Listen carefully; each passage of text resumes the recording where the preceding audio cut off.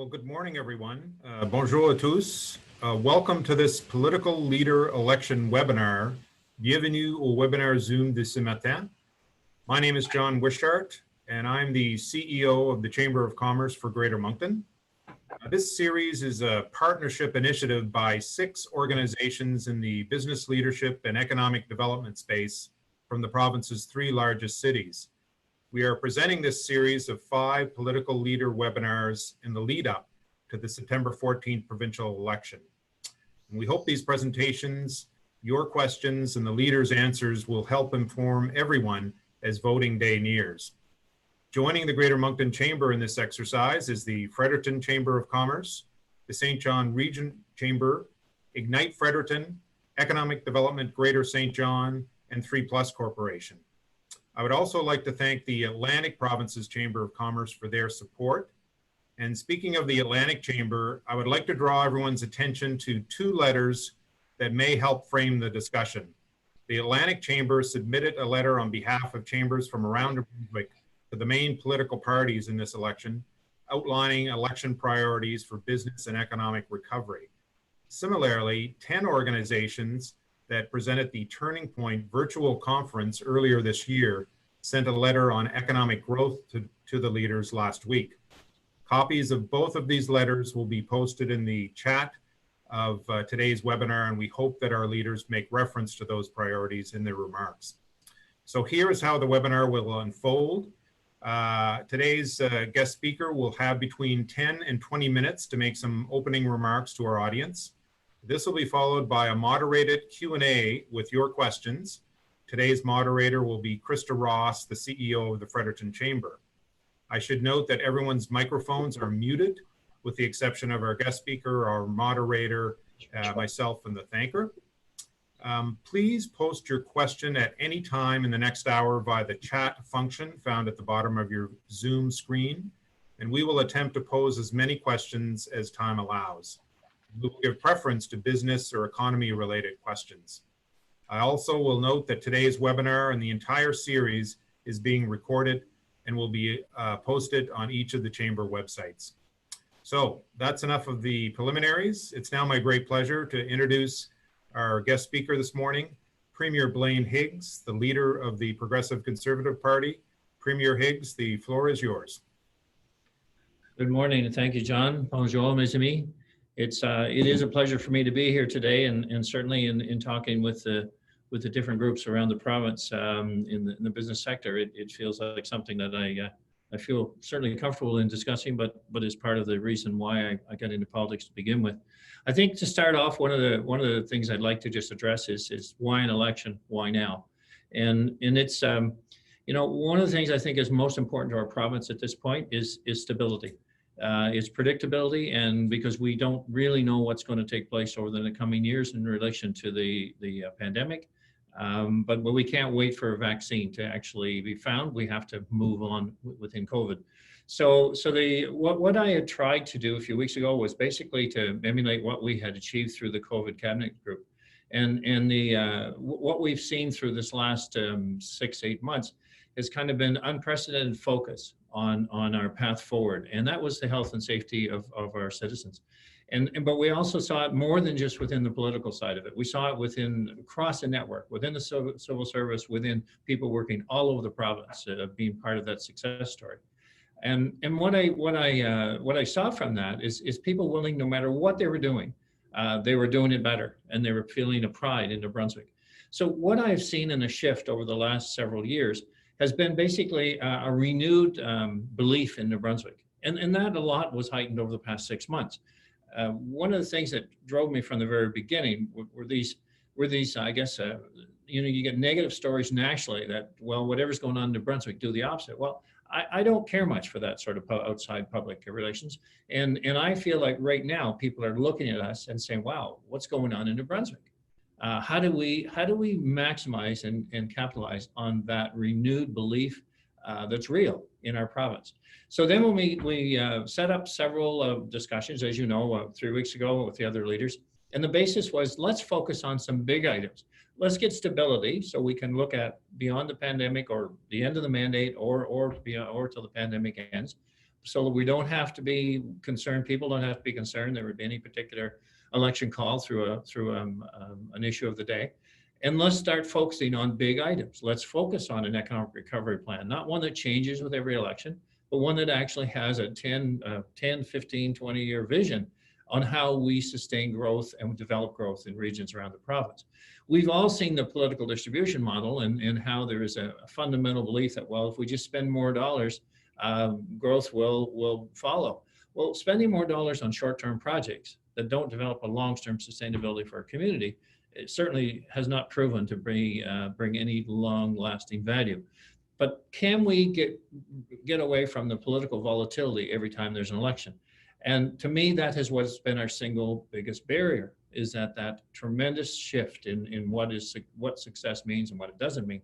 So for me, success is something you measure. Success is something that you feel, something that people comment on, people look at us in a favorable way. But in terms of what you measure, for me, it was like early on looking at, let's say as an example, our budget and our performance in the civil service. So we had what was always been known as quarterly reports from the government, but all they were is best guess till the year end. And I remember when I was last in the finance role, I said in 14, it was like, we need to have a budget versus actual performance. So we know every month by month what we're doing in every department. Are we meeting these objectives? Nothing that's any different than what you do every day in your business. So guess what? And when I came back in 2018, it had never been developed, and it was within months of being developed. Well, it's developed now, and it was working within the first quarter, and we now know exactly what we are, where we are. And that's why we know precisely where we are right today after this COVID experience over the last 6 months. We had a negative $600 million swing, but we have not changed our spending and our plans to spend where we need to spend money at all. We're on the same budget as we were on back in March. And that's why the platform has been all laid out based on actual what the needs are in terms of different categories or different departments.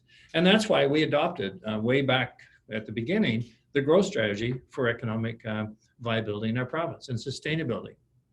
So the election was about, we couldn't get agreement 3 weeks ago to look at the big picture and have a common path forward that we would develop together.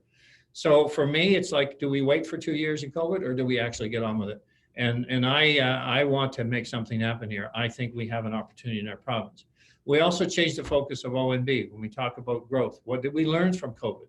We learned that, we're doing a lot of things differently. Not only in government did we tear the walls down between departments and move good people into different categories to help us.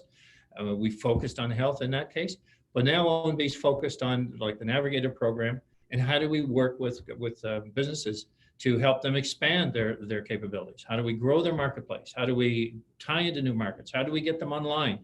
And also in New Brunswick, how do we it's not acceptable for me to see that we're losing 50% of the contracts. Like when our tenders go out, New Brunswick companies were losing about 50%. Where now New Brunswick companies are winning 80% of our contracts. And all that is looking at what our New Brunswick companies have to offer. It wasn't rocket science, but then I hear companies saying, I can do work in this province, but I can't do work in New Brunswick because our specs are different. Or we were putting big projects together that companies couldn't compete with because of the bonding requirements, and then it meant that many weren't able to participate. So I've been very focused with ONB, basically be the way to remove the barriers. Take out the headwinds in terms of what is preventing a company from succeeding, or the bureaucracy that prevents them from getting through the issues in our civil service or within government. Through my former work life, we had several sayings that one was like, service means everything, or customer's always right. I look at every taxpayer in the province, whether it be a particular business or whether it be a particular individual, as a taxpayer, a customer, and we are in the business of providing service. So I was excited where our budget was going last March. Obviously, it didn't hold up real well with the COVID hitting. But everything we plan to do in that budget is now what we're doing through this campaign. We're not inventing new things. We're basically saying we're on a path, we're staying on the path.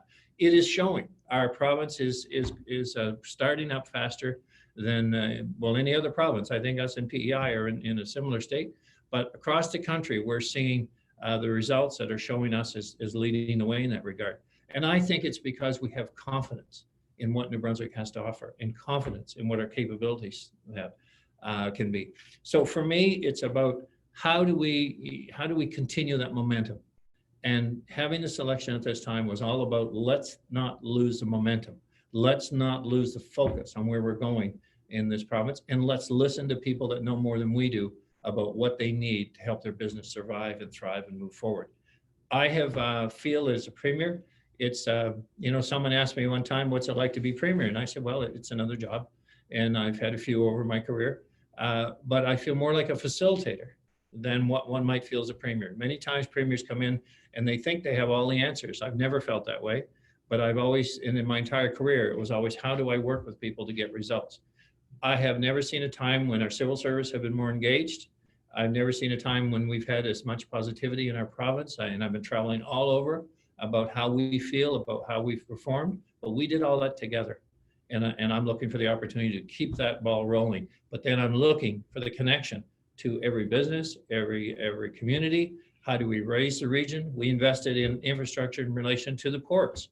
We've seen, we invested in Beldoon to have a northern port for our province that could be an economic generator. We've invested in the Port of St. John, and the recent announcement from CP will be a game changer for the port in St. John, but it'll be a game changer from competitive rates in our province for rail service, which we've certainly had trouble, and that's been lacking for several years.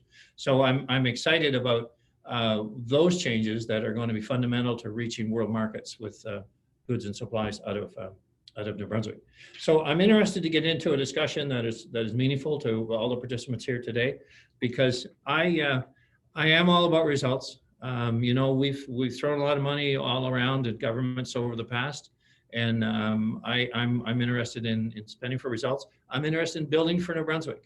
Building and utilizing infrastructure like you would in business. I mean, I see many buildings that don't have good utilization, and you wouldn't build that. You wouldn't do that in government or in business, but we see it in government all the time, because we think, oh, well, we'll just cause another project and we'll spend money and we'll build it and people will be employed and it's going to increase the GDP.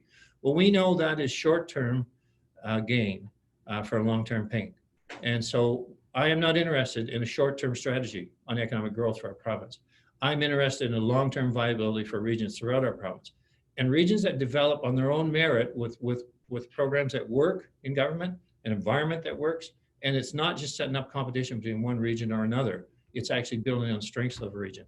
So I'm excited about that, but my goal is to engage people throughout this province to make a difference, and a difference that's sustainable. So one government or another can't just throw it out. They're actually on a path that's well developed by individuals that are a whole lot smarter than the politicians in Fredericton. And I think I'll stop right there. Thanks very much, Premier Higgs. We appreciate you taking the time to be with us today and to share information with us. I'm going to be moderating some questions today. I'll introduce myself, Krista Ross, CEO at the Fredericton Chamber of Commerce. And we very much appreciate having the opportunity to co-host this series with the St. John and Moncton Chambers, as well as the economic development agencies in our three communities, Ignite, St. John, Economic Development, Greater St. John, and 3+ in Moncton. So I'm going to start today with a question that's posed in our chat, that was posed in our first Zoom series this morning. And the New Brunswick Real Estate Association is asking, as an association, they're seeking an answer from each of the parties on the following. How will your party address deficiencies and unfair aspects of the current property tax regime and local government structure in our province? So we had in our budget previously to address the taxation model, basically in the one sense, the double tax, and looking at how we gradually phase that out. With the COVID situation, we did have to defer that, at least for this year. I'd like to think we could put it in place next year, but it'll depend on how our province actually starts up, because I've committed to no new taxes in the province. I think we're definitely taxed high enough. And I would like to get back on that program. Having said that, the other models of tax reform, municipal tax reform, I think there's a real need to have more money into regions and let the regions have the capability to decide where they put dollars for sustainability and growth. I have said many times, what does a region look like? What should it look like? How many regions should we have? I was given with other leaders a presentation back the 3 weeks ago, and it was showing how our province is broken up in several different categories. We have our regional, our economic regions, like regional service areas, have 12 of those. We have the health authorities, we have 7 of those. We have, 300 LSDs or something of that nature between LSDs and municipalities. And we really have quite a wide range of, okay, what's a region? For me, it was understanding what should every region have for amenities that would allow it to be successful and progress in a way that people say, well, I would like to live there. It has, it has the right range, it has the right school system, it has the hospitals. And so it's how do we start that as a program? What should a region be? How should it look to attract people to live there so there's not disadvantages to move from one area to another? And then what are the priorities that are developed through a greater tax base that is based out of the region in terms of less control from Fredericton, more control from a region? The political distribution model has only worked to provide a vote buying scheme. It hasn't worked for the regional development. We've seen it fail, particularly through the northern areas. And I think that's got to change. Thank you for that. During the Rogers Leaders Debate, you mentioned small modular nuclear reactors. And NB Power's public figures in their 2017 integrated resource plan show that SMRs might be more costly as measured by levelized cost of energy than renewables.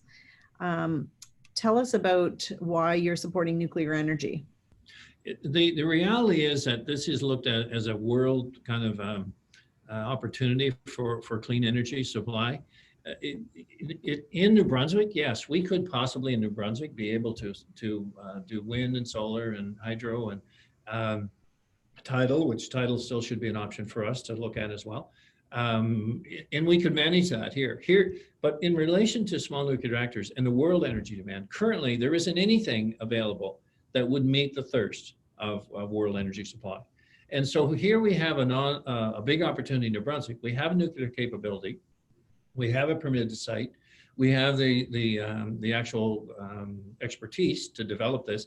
And we've signed MOUs with other provinces because in the conversations I've had with the federal government, we actually need a pan-Canadian approach. The federal government are looking at this like they did the CANDU reactors years ago, but the new technology actually allows the utilization, the Moltex technology allows the utilization of spent fuel.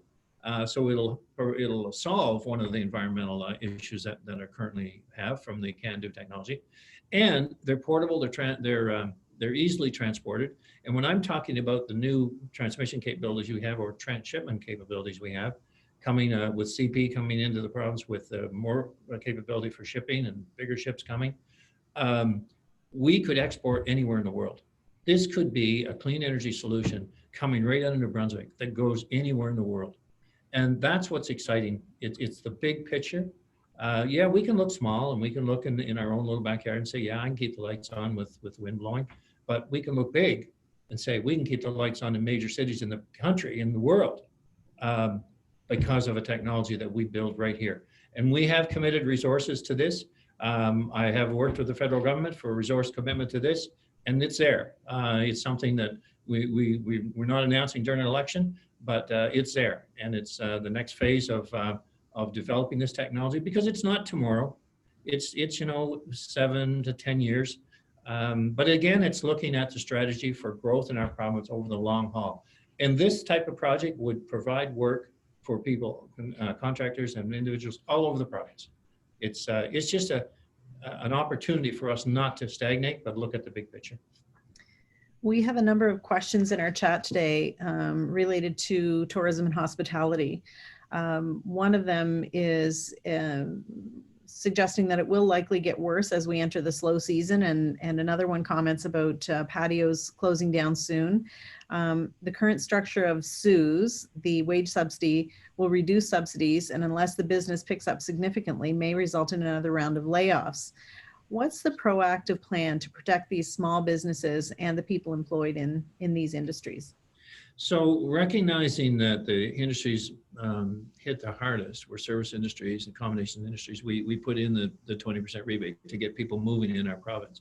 And that has seemed to have been very effective. And we've heard good things about that, people moving around. And also heard good things about people understanding all of a sudden, wow, we didn't know we could do this in New Brunswick, or we didn't know we had that here.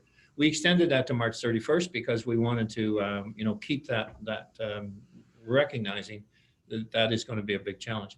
O&B are set up with there are programs we have in place. O&B are set up with the Navigator program, and it's to work with individual companies and understand their particular situation.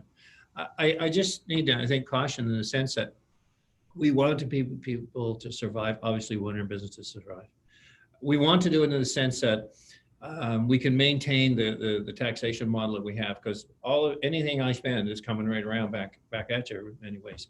So how do we manage that? So we work with individual companies. What do they precisely need? Not only just to survive this little situation, a big situation, I guess I should say, but also to grow beyond it. So how do maybe we have some bumps right now, and maybe, we just can't supply for everybody, but we see them get through it. And then we see the ability to expand.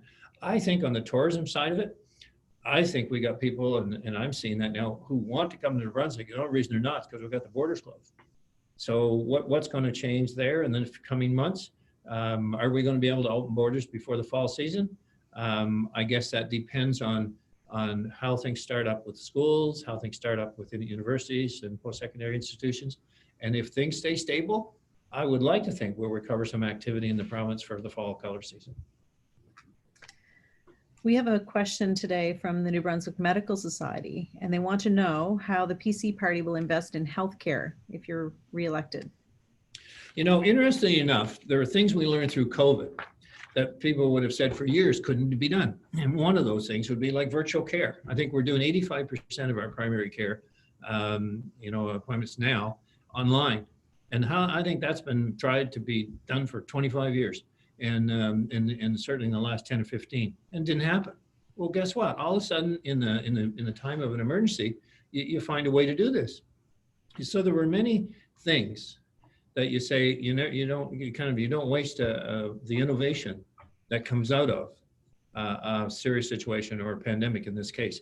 So we saw that online as an opportunity, an innovation that really made a difference. We were able to move seniors out of hospitals. We saw that to put in better senior care, and we moved about 182, and we did it in record time, and that's been talked about for years and years. We have put the nurse practitioners in 3 different areas in the major cities at this point, but where the demand is. I mean, they could move anywhere in the province, but it's where the demand is right now. To offset some of the load on family doctors. We also, we talk about how do we manage better healthcare throughout the province. Pharmacists, how do we utilize pharmacists? A few days ago, we talked about, some of the routine items that can take the load off of family physicians, and how do we make that work so that pharmacists can do more in the local communities.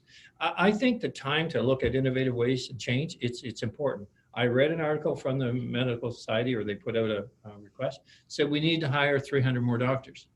Every province in the country is trying to hire more doctors. And the reality is, in this past year, I could give you a partial story here, but I always tell the full story. The partial story would be we've hired 94 doctors in the province in the last year, about 15 months. The whole story would be we've lost 104. So we're down a negative 10. And that's because of retirement, it's because some people left, it's a multitude of things. But the reality is, I think in Ontario, they're looking for 250,000 employees, and a good portion of those are in the healthcare sector. We are not going to be able to compete or get enough resources in people to meet the 120,000 people that we're going to need over the next 10 years. So what do? We find better ways to utilize what we have, while at the same time trying to grow our population, trying to bring in more immigrants, trying to find more sources of people, but we do all the above. Because just saying we can do what we do and we'll be good isn't going to do it. In our hospitals, when we talked about how do we manage the hospitals, we have 30% still of our senior care in our hospitals, 30, 40%. And we can say, okay, well, we need to get them all up to nursing homes. Well, the reality is that would be great. But we don't have the nursing homes and we don't have the people to staff them if we did. So how do we utilize these facilities that we have to make it a better home care model while they're there? How do we provide better care within the hospital structures we have with the staff we already have? It's a balance of saying, people not looking at something and say, well, I just can't do that. Well, we got to find a way to do it. So unfortunately, on the healthcare reform thing, it kind of all went sideways because we didn't have good communications with the community about what our problems are. And I made it pretty clear, we're not shutting down ERs. I guess, you kind of know where you can go and you can't go. And so we're not doing that. But the idea of how to utilize our facilities better is what's needed in our province. And I, from this COVID experience, I believe people are ready to help us get there. You mentioned immigration in the answer to the health question, and there's a question in our chat about, do you have a plan to open family sponsorship immigration programs to reunite families living in New Brunswick? Yes, we would like to look at that as a possibility. We've also looked at working with the federal government to have more flexibility in temporary foreign workers and families coming. So we bring them at the very beginning to come and stay and work here. We've seen companies that are doing that today. I mean, I think certainly in Shipman, Groupe Savoir and Saint-Quentin, we've seen it in St. George. We've seen that they're looking at, they're moving people in and coming into their community. And that's an interesting dynamic too, because if you think of some of these communities in the past and how the different attitudes, it's really unique how New Brunswick are embracing now the immigration policies and the need to have new people join us and the diversity that we're welcoming in our province. It's going to be the solution in many ways to problems around the world where people are suffering, but in problems we have where we just don't have enough people. So I'm open to any of these suggestions as we get people to come and stay and live and work and raise their family. It is our opportunity. I guess to add to that, Federal Minister Mendocino has suggested a new pilot for Atlantic Canada that would allow municipalities the opportunity through their economic development agencies, and I believe chambers of commerce are included in that as well, to work directly with population growth for municipal attraction. Is this something that your government would work with? And I guess perhaps given that New Brunswick is sometimes looked as a springboard because of the refundable deposit program, how do you feel about this municipal attraction type program? So I think that in many ways, and that's why when municipalities put out, kind of their priorities, we had the 8 cities put out what their priorities were for improvements and giving them the ability to manage their cities. I think I would follow the tracks that municipalities feel are important to them. So certainly this for attraction to people that are needed, what they see, for me, it becomes a balance in terms of allowing that activity to be able to be coordinated across the province, but to work with municipalities directly, I guess in a nutshell, for attraction of the right skill sets to help them manage their if I understand the question right, so that would be perfect. I feel we need more decentralization in that sense, from Fredericton into communities that know what they need. And then we have the funding model that they set the priorities, because I see the money that flows out into communities and I see it coming out for multiple reasons. But then I say, are these all priorities, or are we hitting the mark to get the results we want? And we all need to be in a position where priorities have to matter. And we can't be everything to everyone, but we have to make sure that we're managing to meet the needs that are most pressing. And municipalities are going to know that better than home office. Another question in our chat today is, what support, resources, and solutions will you offer to ensure the recovery and future growth of the arts sector?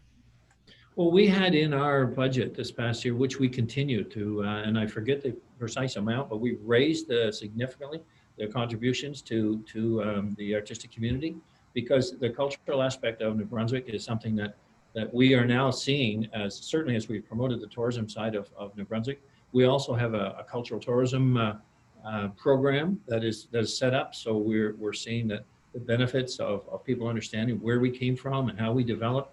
I mean, the Black Lives Matter movement is an example of I think something that is long overdue. But we've met with the community. We had met with the Black community in St. John, particularly months ago, and about the history in New Brunswick. of where the Black community has been such an instrumental part of it. So that can move to the indigenous communities, obviously to the Acadian culture, and obviously through different nationalities that have grown our province. So I think there's a sector there on the artistic side or cultural tourism, and we did increase funding for that because we recognize the importance. I have a question here from our friends at Ignite Fredericton.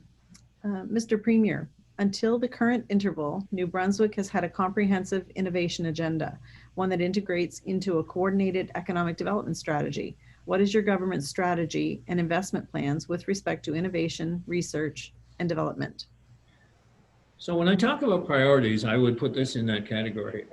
You know, we should be spending roughly 2% of our GDP in our budget in relation to innovation, research, and development across the province. But what we have a tendency to do is water it down to a point, and we don't typically have that much. I think we're probably more in line at 1%.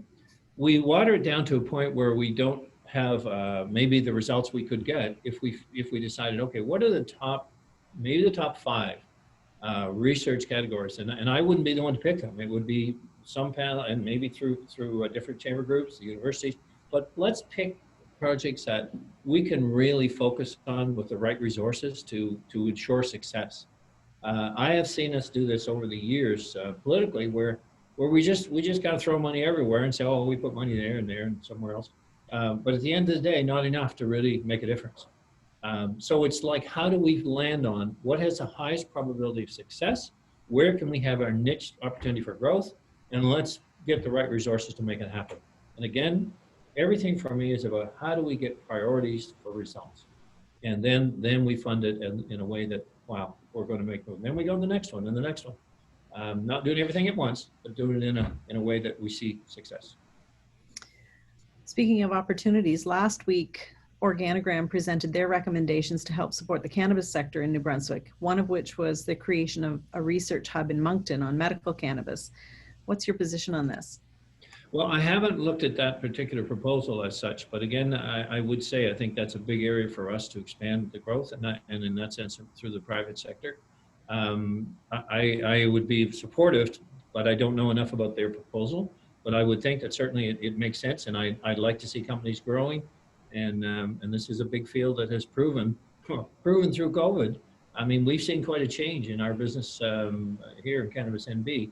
But I think on the medical side, there's even a more enhanced opportunity that we can be suppliers, not only for New Brunswick, but beyond. So it's good to see them proposing expansion.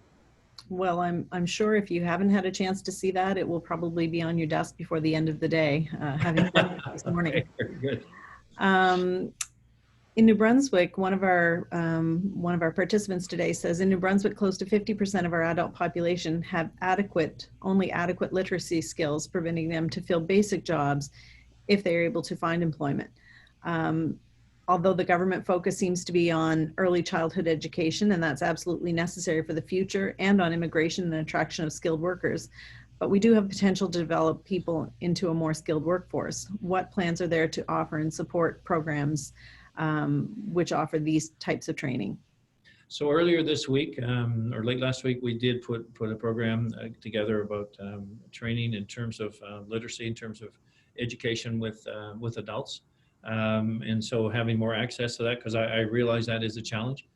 It's a challenge for newcomers too. I mean, and in some cases, you know, I know of new immigrants that have been in the country for 3 or 4 years and still couldn't pass the qualification exams for be English or French. Yeah. And so you kind of say, well, how could you survive? And in this case, one employer actually was saying to me, this gentleman was driving a truck for him. He says he's a great employee, does everything, he's super, and I hate to lose him, but I may lose him because he can't pass the English exam. And he didn't want him to go at all. So you kind of wonder if he can do the job well, are our exams suited to what we actually need? But we know there's a challenge in adult literacy, but we also know that our education system has not been allowed to be consistent and has not been meeting the standards that we need for graduates. And whether that be in many categories, whether that be our ability to speak both official languages or whether to just have a greater capability in actual literacy results. So I think for me, It becomes down to consistency of approach, recognizing what works and what doesn't work, and not being afraid to make the changes to something that can work. We often don't change anything for the fear of change. I always had this little model that work is fun and change is good. Now, change is good if it's recognizing an opportunity that is not working and fixing it.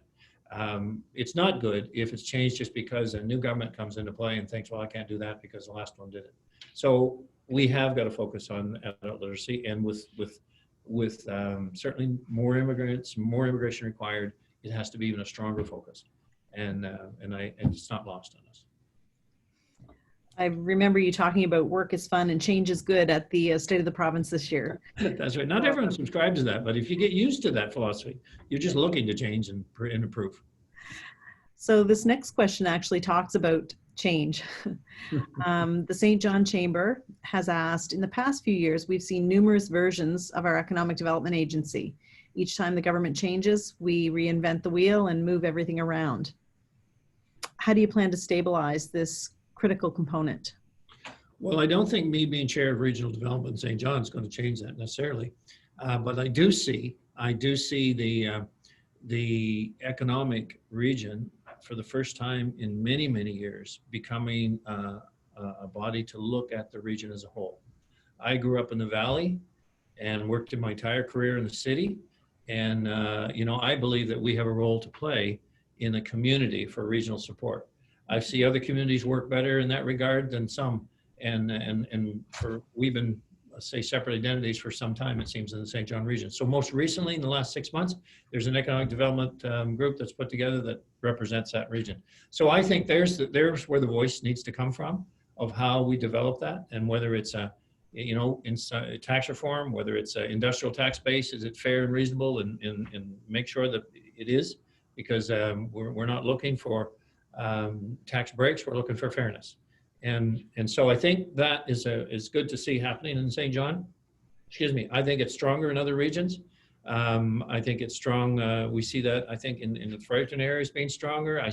So I could go around. I think Moncton, Dieppe, and Riverview have worked collectively as a team. And I could go up north, and the economic development team that's working now and trying to recover from the big changes that have happened in the northern regions over the last 10 years or longer. So I guess my voice needs to emulate what regional voices are for priorities. And then we start moving in a direction. I committed to regional reform, looking at municipal reform topics in St. John by 2022. I've committed to that around the province, but I don't know what the definition should be. I see many shortcomings in how we actually connect with the regions, how we support priorities as government, not inventing them, but actually supporting what regions feel are important. The taxation model I mentioned earlier. I just see the potential for us to be more, let's say, decentralized, and as I said earlier, and a greater focus on the economic reform models that work for communities. We have a question here from Mayor Mike O'Brien, Mayor of the City of Fredericton, and I know that this is a question that's important to all the cities and municipalities.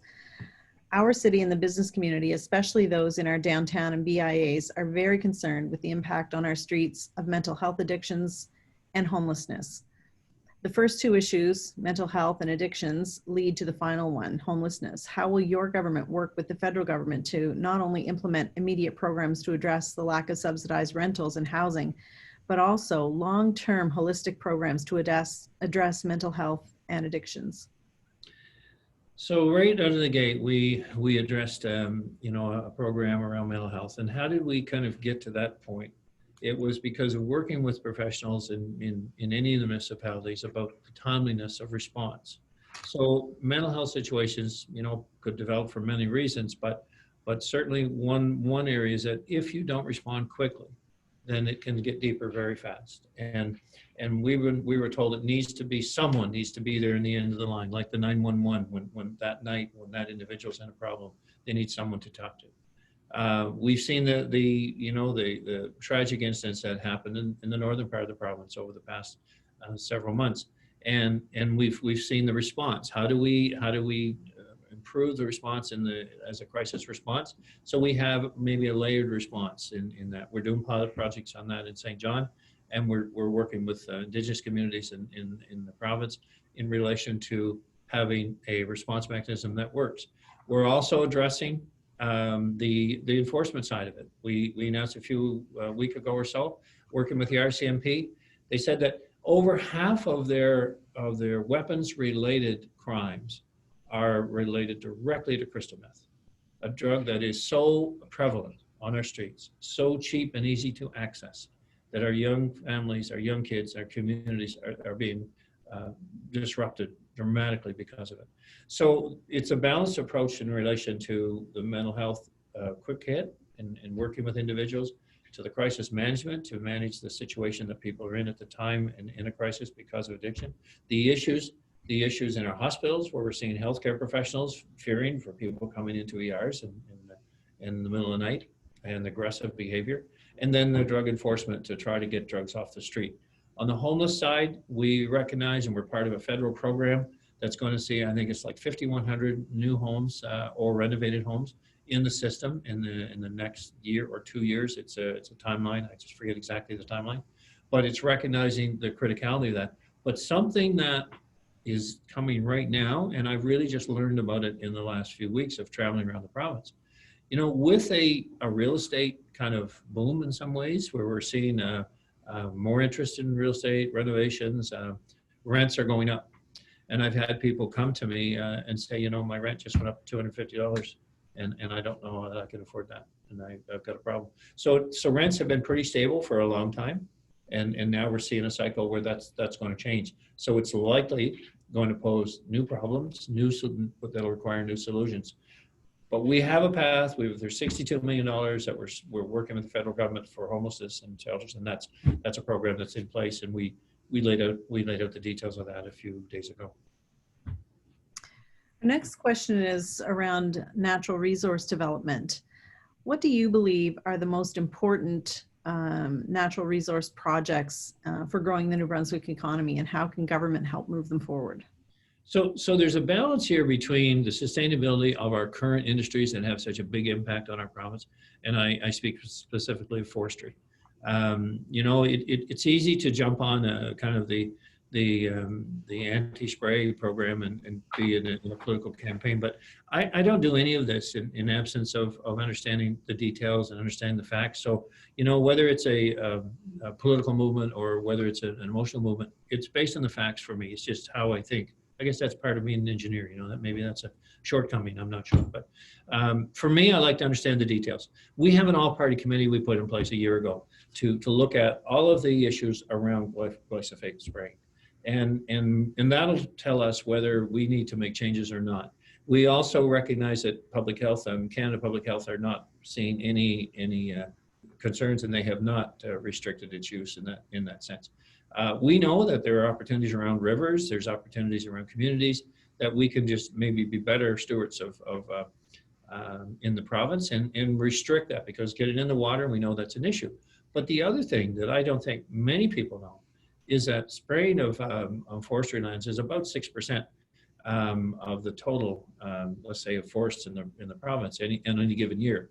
But the larger use, 80% of these chemicals are used on farmlands. So, I mean, there's a huge impact here. So you need to understand what it means technically and base facts on science. So then you move from forestry into salmon farming, which is another stable industry here for us. And we know there's more pressure to move on shore for this. So we need to evolve with that over time, but let the industry evolve in a way that they will sustainably. Certainly as we transition in other industries around, let's say, the typical refining, which was, you know, where I came from, there hasn't been a lot of move on shale gas development in the province or at this time. I'd like to think we can have a balance here going forward with wind, solar, and tidal.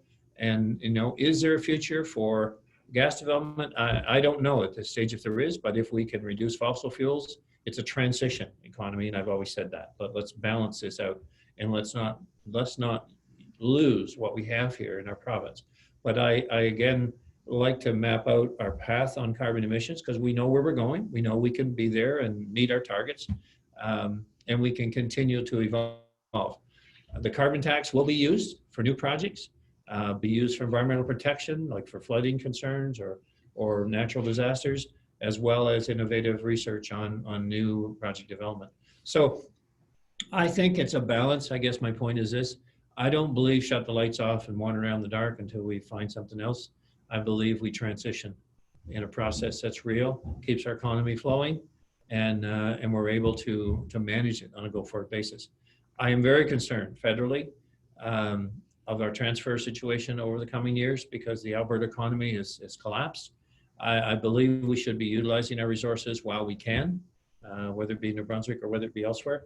But with the economy collapse in Alberta, with the lack of federal revenues coming in, I don't know what that means to our economy going forward with our transfer payment situation here, about 30+%. I was very focused on getting value for every dollar, federal dollar, and really building projects that we needed, like if it's bridge repair, school repair, hospitals, whatever, the things we needed, because I don't know where transfer payments are going next year, and I want to defer costs so I don't have to be in a position that all of a sudden I'm left holding the bag. I mean, maybe it won't be me left holding the bag. I guess I'll know in a week. But it would be a case where we have a plan to manage through this, COVID or not, and we are weathering the storm. We were able to weather the storm better right now because we had a plan back in March, and we had a surplus budget that allowed us to take a $600 million swing and only impact us $300 million because we had that kind of $300 million with the surplus, paying down the debt, which we had to defer, but it gave us a bit of a cushion. Speaking of projects, you've stated that decisions like maritime iron should be left to NB Power. Our chambers have advocated together that the government should take a broader perspective that contemplates all of the economic development aspects of the projects. What are your thoughts on the relationship between the utilities and sort of whole of government decision-making?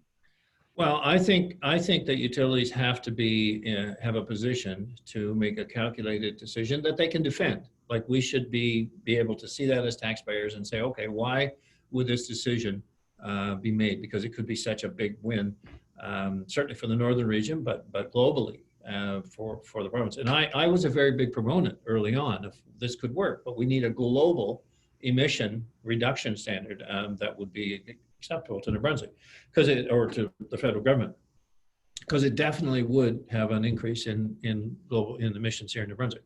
So, but I couldn't get that approval from Ottawa. I couldn't get them to buy into that. So I do think we need to think broader than just New Brunswick and just Canada as we're solving, like talking with the SMRs. But in that project, so going back to the utilities, you know, NB Power has a $5 billion debt.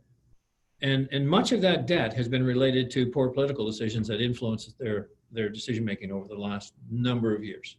And you could go back to one project after another and you could say, well, would we've ever done this? Would we've done this? Well, no, as a utility left to their own devices, there wouldn't have been a business case to do it. So in this particular situation, it amounts to about roughly 300 million that would have to be invested by the province. And then a roughly 10% increase on our overall power rates across the province to cause this project to be viable. So it is not a standalone project. And right today, it wouldn't be accepted on the environmental ticket alone, but it isn't viable on the economic ticket. So it comes down to, if you were in business, would you invest in this project? Now, maybe chambers across the province would say, we'll put money into this. Maybe that'll make a difference. But as taxpayers, would I sign up the people of the province for another 10% increase and a $300 million expense? I don't think I could do that. One of our guests today in the chat has asked why New Brunswick seems to have an issue retaining some of the high-skilled bilingual workers, and wants to know your perspective on that. Well, do we have that issue in retaining bilingual workers in our province? I mean, I think people are looking to us now as being a place for them to actually be able to be fully bilingual, work in a bilingual province, the only one, and it can be a natural asset for us. So we are having problems retaining workers. I think that's changing, actually. I think the attitudes are improving, but that may be my opinion, but I see that. I think we're seeing that people should not, with the amount of jobs we have in our province, we shouldn't be losing anyone. And that's why, I've said many times that we need to have higher standards in our schools. We need to have students graduating that can speak both official languages, at least in a conversational style when they graduate, so we can communicate. But we shouldn't be losing any graduates from our province, whether it's because of bilingual, they feel they have to go elsewhere, or whether they're unilingual, they have to go elsewhere. We need them all. And if we can train immigrants to come in and work in our province and speak one official language or the other, surely we'll be able to can retain our own students to stay here. And I of late, over the last 4 or 6 months, I knew of young families, or I've known young families that are coming back, looking at New Brunswick. I find that very exciting. To me, that's the reward, is seeing people look at New Brunswick once again for the first time. And for me, that's what it's all about. Seeing the civil service get engaged in delivering a better service. And I've seen that internally. People are referenced that they work for GNB now, not necessarily a department or another. They're just basically saying we're part of the success. I quoted a letter the other day. I'm wandering here a bit, but it was from an MB Liquor employer. And Labor Day, yesterday, I actually referenced it. And the individual was a 40-year employee. And he said, I just writing to say thank you, but he said, I just wanted to say, I felt we did our part here at MB Liquor. And he said, I wasn't, we don't often get a shout out, but we stayed open when others were staying home and being paid for it. He said, we served our customers. They weren't always happy being out and around, and they were upset and irate. But we were a team that felt, I'm working for the province to keep us moving. I'm not just working for MB Liquor. And the gentleman took the time to write that to me, and I quoted it yesterday in a release, because to me, it was an example of what I'm seeing. People are looking at their jobs. It doesn't matter what they are, just doing it a little bit differently, a little bit better, a little better attitude, because they're helping New Brunswick succeed. Premier Higgs, we have just a few more moments, and I have 2 questions, quick ones that I want to squeeze in, and then we'll let you have the last word, and then we'll have a closing remark from the St. John Chamber. So one of the last 2 questions is, what opportunities do you see to cooperate collaboratively with the other Atlantic provinces, and can we better use our collective resource amongst the 4 provinces? Yes, we can. I have certainly, we did that working with COVID. Again, was an example of us making joint decisions. I mean, our Atlantic bubble was a joint effort. Our restrictions that we put in place, we worked together on. There is a competitiveness that exists, particularly, I would say, between us and Nova Scotia, that can be a deterrent in how we focus on each other's all rising together. It doesn't seem like there's been much traction, with your intergovernmental affairs over the years, and there's been identification of some opportunities, but it hasn't really been, I would say, a lot of success or significant success. I think the areas that we can focus on quickly are areas of certification, with our training requirements, so that we don't have that differential. That applies to, with Quebec, because I've talked about the different certification of trades that Quebec has requirements that doesn't exist in New Brunswick. It can have a perspective on some of the bidding that we do and the work that we share between us and other provinces, or with Nova Scotia and with other Atlantic provinces. It can be the voice. I would say one of the biggest areas that we can work as collectively is, regardless of who's actually in government in the respective Atlantic provinces, we speak as one voice going to Ottawa. And we did that through COVID. So there were 2 Liberal premiers and two PC premiers, but we spoke as one. When we would go to the forums and on our calls weekly or the meetings prior, we were speaking more as one. I think that's where our strength can be.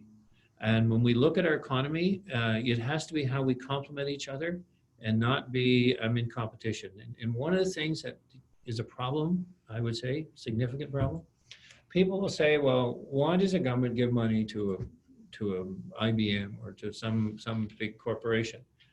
And the reason is because our competitors do. And so it's like, if we're trying to land something here long-term in the province and have an established investment, then if we don't do it, Nova Scotia will do it. And really, neither one of us should be doing it. So there's kind of a level playing field that if we could get a curriculum there that says, look, we're both eating our own lunch here. Let's try to find a process for development. It would be very helpful, and it would set up where we win a bid based on our strengths and our capabilities. And being a bilingual province is one of those categories that nobody else offers. So that's just one example, but it allows us to differentiate, and there are other differentiating tools. But when we get kind of unequally bought out, that becomes an issue. So we have about 5 minutes left, and as I said, I have one last question. Then I would invite you to take that question and follow up with your closing remarks, and then I'll be inviting the St. John Chamber to close our event today. So my last question is, what is your commitment to having a business lens on decisions that are made and looking at how policy decisions that are made will impact the business community? That's easy. That is me. I mean, I came from a business world. I survived 33 years, and many times people would say, you worked 33 years at Irving? I said, yeah. I said, I should have gotten the bumper sticker. I survived 33 years.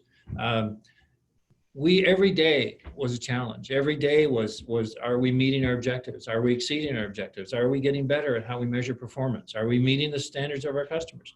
So for me, my whole goal here in getting in office was, can we make better decisions? Well, how do you make better decisions? With better facts, with better information. Will we deal with the big issues? Absolutely. In fact, in many ways, that's what keeps me going, is let's get into this and let's figure it out and not ignore it. Can we get people engaged to be part of the solution? And that's why I'm excited about right now, this point in history for New Brunswick, is people are looking favorably at New Brunswick. People are looking at, wow, I didn't know you could do all this in New Brunswick, in seeing what we have to offer. And when we start pushing our people in the civil service, it's because they've taken a non-risk approach to everything. So they'll put in a contract that, oh, well, life is a risk. And we need to work with people that are going to be part of investing and living here in New Brunswick to meet our needs. My goal was to build an organization, a foundation that'll go beyond whatever party shows up next. And even if one shows up next week, although I don't think I'm quite there yet with the foundation, and that's why I'm still at this. We have wonderful people throughout our province that are dedicated to our province. We have people that have worked and go the extra mile, but they got to feel appreciated. They got to feel they're part of a solution, and they've got to be listened to. And I feel that organization is just starting to percolate. We're just starting to develop that. And I'm seeing that throughout the civil service. And I want people to see that when they go to Service NB. Now, I know they're not all smiling there just yet. Lineups are long, so we got to work on that. But the idea is that people go in, and the greatest thing, I'm going to leave with this little example. I got a call from a business, and they've been into WorkSafe, and they were looking for ways to set up, and with the COVID and all the things of how they were going to manage to keep their business open. And they particularly referenced this lady that worked at WorkSafe. And they said, she was amazing. She just gave us all the information we need. She helped us work through all the details. Just amazing. So someone had taken the time that had a business to tell me that. So I called the lady and I said, I just want to thank you. And she said, what? I said, well, here, and I told her the story. And she said, I was just doing my job. And I said, well, I want you to know that someone took the time to contact me and tell you how much they appreciate it. That's what we need all over this province. People just doing their job, but feeling good about it, feeling appreciated. Our province, you don't know how good it'll be. But it's not going to be from some premier coming in and thinking they have all the answers. It's going to be from a premier that wants to get the answers from people that know better than they do. We thank you for participating today. And at this point, I'm going to turn it over to David Duplessis, the CEO of the St. John Region Chamber, for some closing comments. Well, thank you, Krista. Thank you for the excellent job in moderating. Thank you as well, Premier Higgs, for participating in our political series. And thank you as well to all of the attendees that signed on, and thank you for your questions as well. I would like to comment, we're very, very pleased to see that you've addressed looking at things through the business lens, as Krista has mentioned as well. I would like to sort of give a shout out to the businesses of New Brunswick. We've heard lots of kudos for civil servants and people doing their job, but let's remember that the businesses that have been pivoting in our province have been doing a tremendous job of trying to keep the doors open too. So I would like to give a shout out to the businesses in our region and in our entire province that have pivoted and are still trying to survive. In closing, I'd like to thank as well my counterparts, Krista, John from Moncton, and Krista from Fredericton. Morgan, thanks for all your help, as Sylvan, Dylan as well. Thank you to the economic development agencies, Ron at Economic Development, Greater St. John, thank you as well, to Ignite Fredericton and 3+. I think it shows very well that as institutions and as organizations, we collaborate very, very well. And you know, I've heard a lot of talking about collaboration here today, and from some of the other presenters as well. I think that from the chamber perspective, we do very well at trying to speak with one voice, which is why we collaborate on so many issues and so many initiatives as well. So just in closing, I would like to thank everyone. Thank you again for participating. Thank you, Krista and John and Morgan and Sylvan, Dylan, for all of your hard work making this happen. And don't forget to get out and vote. Thank you so much. Have a great day.